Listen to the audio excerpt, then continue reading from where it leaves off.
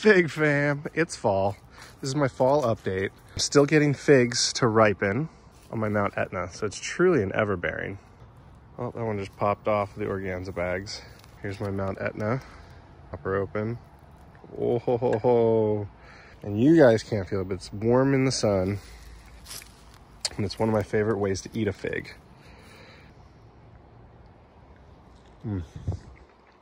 I mean, if you don't have some sort of Mount Etna type, so like a Hardy Chicago or Black Marseille, it's a must-have fig. I posted last year on it, and it'll give you, this one for me, it gives me figs. It's everbearing, so it means it's constantly producing fruit and it's constantly ripening fruit once it gets to that 45-day marker. It's my Paradiso. It's late to ripen, I think, from the late freeze, but I get my first ripe Paradiso on its way. This is Paradiso Gene, for anyone who's curious. Backstory, Gene Jose, huge into figs, discovered this one in suburban Maryland, and it seemed to have fit the depiction of Galacio's Paradiso. And it gets pretty darn close. It's got these huge bravas that are beautiful. And then it has these nice, more turbinate figs on its main crop. Figo Preto. Not quite yet. I'm a month behind. So my fall update is I am a month behind on all these figs because we had a freeze in March. Repercussions. Smith, it's losing its leaves because we're starting to get into the fall here in the middle of October. And it didn't produce that much fruit. Long Duat have made some huge fruits this year, especially the Brava, but the bugs got to them. Borders Oak Grease, down to the ground, so it was definitely a recovery year. Peter's Honey produced a ton of fruit, and it still has plenty more to go. I don't know if we'll get to these, but earlier in the season, it gave me a ton. Stella, I cut all the way back. It got knocked down in the storm, and even after I cut it back, so I lost some more branches there.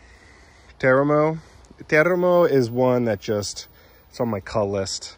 Yes, it's shaded back here, so I'm gonna put Ronde Bordeaux right there. But even when it ripens the figs, when I had it in sunnier spots, I was unimpressed. Same with White Genoa. It's a beautiful fig. This one's an heirloom that I don't think you'll ever get a chance to see. The only thing I could compare it to is Saratoga, which I've only seen figs for fun. And then I have my Genovese Nero AF, which definitely has some ripening on the way. Col de Dame Noir is starting to ripen some. You can see the color hue beginning to change on this one, on the base here. You can tell when they start to ripen on the Col de Dames because they lighten up in hue, and then the ribbing starts to happen. So fortunately, I live in a climate where we have a long fig season, and I get some winners like Col de Dame Blanc. So who else wants to see this one? Let's see if it's soft. You can tell. Oh, Col de Dame Blanc over here. I'm gonna have to put the phone down to get this one out. If it's hard for me to get out, it's hard for the squirrels to get out. End of story. And I am a-okay with that because the squirrels have been really, really ravaging my figs this year. So if anyone is interested in Col de Dames, I will have cuttings this winter. But this is Col de Dame Blanc, everybody. And I can't tell you enough how great the Col de Dames are. Let's open her up. It's unbelievable. Col de Dame Blanc, everyone.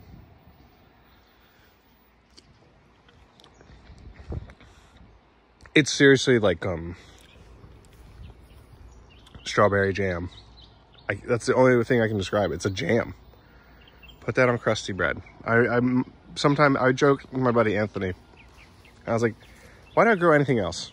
Why don't I just grow Col de Dames? Because, you know, Montserrat Pons really knows his stuff. And this fig is just, I don't know what else to tell you guys. I almost want to make this video just about this fig. It's just like a nice, you can't see the syrup in the middle, but holy cow, fam. honest to goodness. All these other trees are new this year, except for Salce, that I pruned, and my Col de Dame Noir. But the goal is they will all look at minimum this size, right?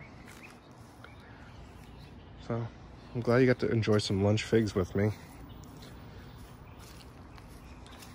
It's the best fig I've ever had. Holy cow. That's like Black Madeira, but maybe even better, it's brighter.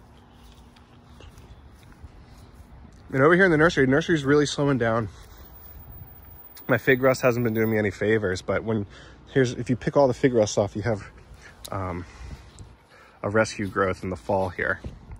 This is my Black Tuscan, which is probably the same as the Black Madeira or Figo Preto. I have over here, what do I have here? Paradiso Ramada, beautiful fig. Right next to my Col de Dame Ramada, which has been unbelievable as well. A lot of these won't ripen. Nurucciolo d'Alba and Violet de Bordeaux or Negrone. And then all of these are really just going dormant. I have an LSU Gold here. It's just about ready. Give it some more sun. LSU Gold I've been impressed with. LSU Holier or Hollier, not so much. Oh, it's been a little underripe, not watering right. Actually very sweet. It's got like a nice watermelon flavor to it. Warm in the sun. LSU Holier, fill me in, fig fam. But that was a surprise. I'm gonna post this as my fall fig tour because I just get to eat figs with you guys. That was really good. LSU Holier, man, that was a sleeper. So the LSUs have been really great for me. Over at my friend Marissa's coffee shop, Casablanca Coffee in Wilmington, I have my LSU Scots Black. That has been my winner out of all the LSUs. Yellow long neck. See how all the leaves are gone? It does not mean it's done, guys. My Figo Preto does this through October. It'll lose its leaves, but the figs will keep ripening.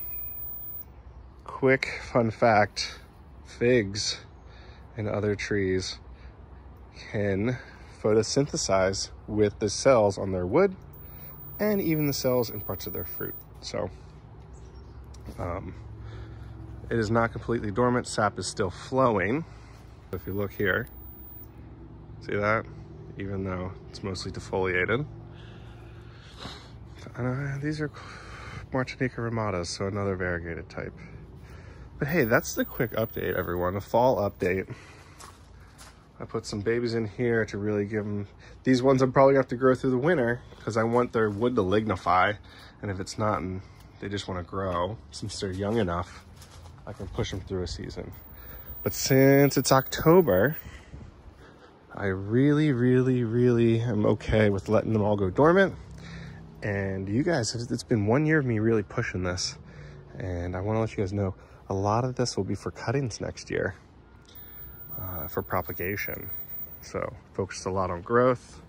LSU Tiger, another one I forgot to mention. I really enjoyed. So the LSUs have been really rewarding. The ones that haven't, like LSU Purple and Champagne, I blame for just being small. So forgive me if I need to wait more on those. I have a lot to go through. And ones that didn't ripen for me because they're also new. I was just focused on the growth. Because I have plenty of figs here and my heavy hitters to go around for myself and my family, that the experimental varieties, I'm just caring about growth right now. So it looks a little disarrayed. But let me know what you guys think in the comments.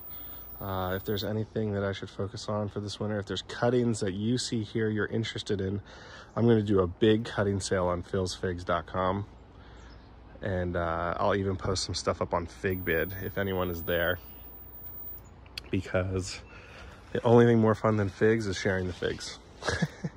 Please subscribe. I love showing you guys my progress. This is 1 year. It's been a successful growing year, and it's been such a big investment into a plant nursery and understanding how a nursery works, understanding the requirements, understanding the management time-wise, and all while just doing it for fun anyway. So that's the yard. It's a beautiful day in the sun, and I'm gonna eat one more fig. I got my fall plants. I got broccoli rabe, I got carrots, I got beets, I got lettuce, I have kale that made it through the summer and I cut it to the base, and I got peppers still cruising away. So I'm gonna have more than one fall video, but this is Phil's Figs fall update. Cheers, Fig fam. Take care.